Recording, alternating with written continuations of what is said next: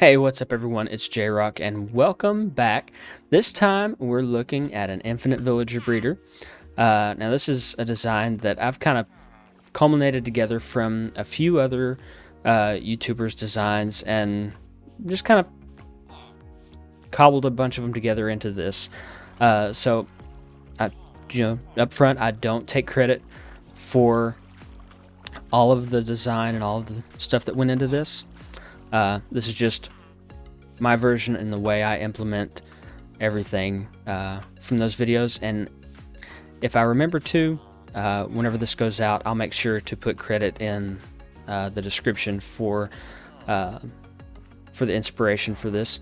But anyway, let's take a look at what we need to put this all together. So I'm going to throw up on the screen all of the materials list you need.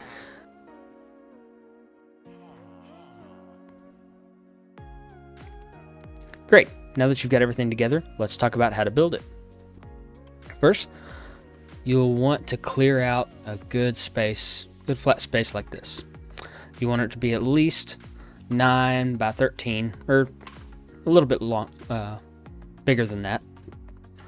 So I'm going to clear all of this out.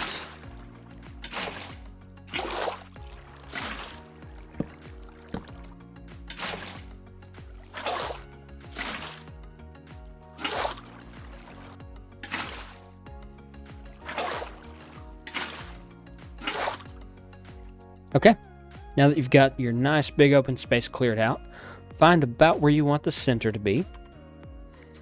And I think I'm going to choose that right... Let's just go here.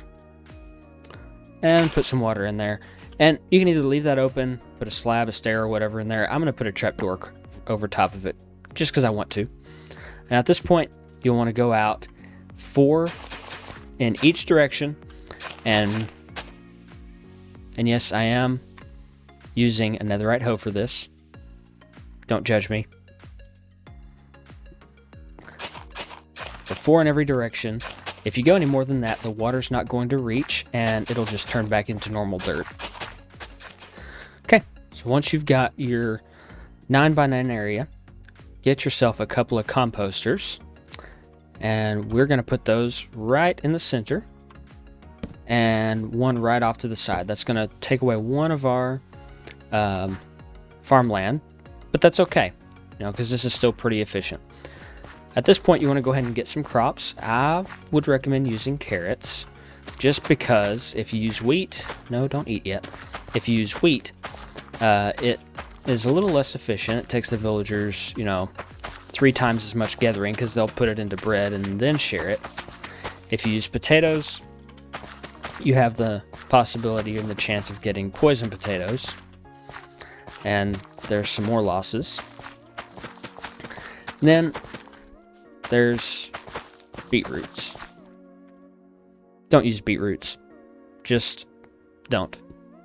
So once you've got all of this filled in, come back to the center, and since we're going to cover all this up, there's not going to be that much light, so we want to put a couple of blocks on top of there and just surround this with torches. That's going to make sure there's light all over. And the reason we want to put these up here is because if your villager, your farmer, jumps on top of here, which he will definitely do, I promise, he's going to jump down and destroy your farmland at one point or another. And that's no good. So now that you've got this, that's what it should look like. We can start putting the outside around this. And I'm using dark oak planks. You can use whatever you want. You can use dirt if you want. That's fine. So I'm going to build this up around 3 sides of it. And on the 4th side, we're going to take it out just a little bit more. So we're going to come out 1, 2, 3, 4 more blocks and get out of the way. And then place the wall. And that's going to allow us room for a 2 wide trench and 3 beds. You can do this in any order you want. I'm going to go ahead and put the beds down. So we're going to need 3 beds there. And I'll dig the trench in a minute. I want to get this structure filled in first. I'm going to use glass for the center portion just because I like the way it looks, but you absolutely don't have to. You can fill this up with building blocks the entire way around if you wanted. Like I said, I just like the way the glass looks at this level, so that's what I'm going with. And on top of that, I'm going to put another layer of building blocks. So I'm going to get this finished up and put a roof on this, and I'll be right back. Okay, so I've got the roof all put on. This is what it should look like. You can decorate the outside of this however you like. This is just kind of gets the basic functionality across in something that doesn't look hideous. So once you're to this point, you'll want to come in here and, oh, almost fell. Let's not fall. You want to come in here and put torches all over the place. Like I said, this will give the crops enough light to grow and keep growing so the farmer villagers can keep, producing. So at this point, right at the edge, you want to come all the way across with your building blocks, except for the middle. So just find the middle. And I guess it really doesn't have to be. I just prefer it to be the middle, just, because symmetry and stuff. Now you'll want to go ahead and dig your 2-wide trench. And I've already started a little bit here. And you want to take this down 2 blocks. And on the bottom back here, I'm going to have my villagers coming out that way. So on the bottom back here, I'm going to take that back 1. And that's where the water's going to go. Before I put the water there, though, I'm going to go along here and place trapdoors and close them. This is going to simulate solid blocks that the baby villagers, and the villagers really, think that they can pathfind on top of. That makes the villagers think that they have a bed that they have access to, and the baby villagers think they can get to it to jump on it. Because that's really what this works on, is the fact that baby villagers like to jump on beds, which is also the reason this is 3 high, because there has to be enough room for them to jump, so there has to be at least 2 air blocks above the bed, and that's what we've got here. So if you wanted to put any kind of like an off switch for this, you could come in here and above these 3 beds put like a sticky piston up here that pushes down, just 3 or 6 blocks or however you want to do it like that. Or you can have it to where it pushes something down right there. Either way you want to work that out, it's up to you. But the way I'm going to show it to you here is just always on and always working. So now you can add, at this point, your 2 things of water back here. And come over here and find where it stops. And go ahead and take it down 1. And take it out until it stops again. And then we'll turn it and have it go the opposite way. So right here, once it stops again, take this down 2 more blocks. And then this time make it 3 tall, because sometimes, it takes them a little while to get pushed on along, depending on how stubborn they are. So I'm going to go ahead and come back up to the top. And they could turn into adult villagers at this point instead of just babies.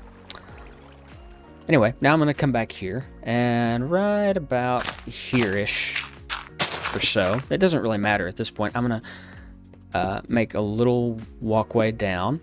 Go ahead and make some stairs, because we'll put some rails coming out of this in a minute. Yeah, that'll work. And I want to make this double wide so I have a space to walk that's not on the rails. So now I can just come back and follow this all the way to where I just dug that out. I have no idea how deep it's going to be. Oh, that actually worked out perfect. Okay, great. So at this point, I'm going to do the same thing we did up top there. Dig 1 out on the bottom. Oh no. Oh, there it is. And put a water stream coming through. And right here, you can just count back 8 from where you want it. So I want the water stream to end right here. So there's 1, 2, 3, 4, 5, 6, 7, 8. And there's the ice and some signs. So I'm going to go ahead and put another water source here. And that's going to stop right at the edge. You want to have transparent blocks, so I'm going to use glass for this, all around this. For one, if the villager gets stuck, they're not going to suffocate. And for two, this is going to be how we get them out. Oh, don't need that one. And we'll fully enclose that, but we need to leave this corner open, and I'll show you why. Because now we're going to come in here and put the rail system that's going to pick them up. Alright, so if I come in here and put a dispenser with some powered rails. Oh, wait. I need to fix that. There, much better. With some powered rails coming all the way up to the surface. At this point, I can take them wherever I want them. For now, I'm just going to have them stop right about there. And make sure all of these are powered.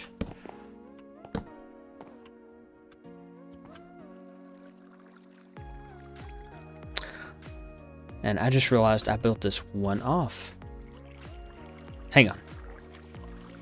I'll be right back. Okay, so everything's fine. I just had to move it up one block and adjust how some of these stairs were and where the redstone torches were. So now we should be able to come in here and fill this up with minecarts. And I'm going to put a button right there that'll power that block, which powers the dispenser and sends out a minecart. There we go. That can be any button. The duration really doesn't matter. Yeah, let's not do that. There we go. Now, at this point, which you really can do this at any point once you have this safety bar up, you can get your villagers in here. Now, if it's late enough in the game that you have a minecart system with rails and all that stuff to use, you can just bring them right in here with a rail line and break the minecart and they're good to go. If it's a little earlier in the game, you can just use boats. Just make this a nice 3 wide area so you have enough room. Boat them on in here. And yeah, break them out of the boat. That's not what I wanted.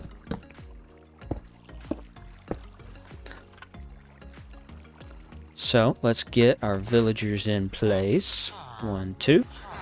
Are you a farmer? Yes, you are. Now I'm going to go ahead and help these guys out. There, have some carrots. Where's the other guy? Come here. There, you have some carrots too. No, I don't want to trade with you. Oh, there's some hearts. That's a good sign.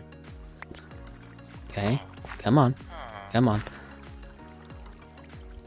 I feel very awkward watching this. Yes, I know. There he is. There he is. Alright, now he's going to pick up on that bed over there, or one of them. These two have linked to one of them, and the third one is what he thinks is his. So he's going to pick up on that, and he's going to want to go jump on it here in a second. Now, the one downside to this villager breeder is that because these two farmers are in here shuffling carrots around all the time, your baby villager might come out with a little bit of inventory that you may or may not want. If that's the case, wherever he's at, put a hopper down for him or give him a composter until he's run out of his inventory. And that should clear him. No disclaimer. Okay, time to fly. And here's our baby villager. Now I get to show you in action this minecart system. And there he goes, gets picked right up. And there he is. You can either wait until he's an adult to get him out of the minecart, or you can get him take him wherever you need, and just wait till he grows up, and then break him out of the minecart. But for the most part, that's it. This is a pretty good, simple design. Use it early, late game, doesn't matter. It's very much a set it and forget it type of thing. So build this up, go do some other stuff, build some other farms, make a starter house or mega build or whatever you plan on doing in the game. Come back to it whenever you need a villager and it will be there for you. So if you enjoyed this tutorial, make sure you leave a like. If you end up using it in your world, let me know down in the comments. And if you want to see more stuff like this, please consider subscribing. Anyway, thanks for watching. See ya.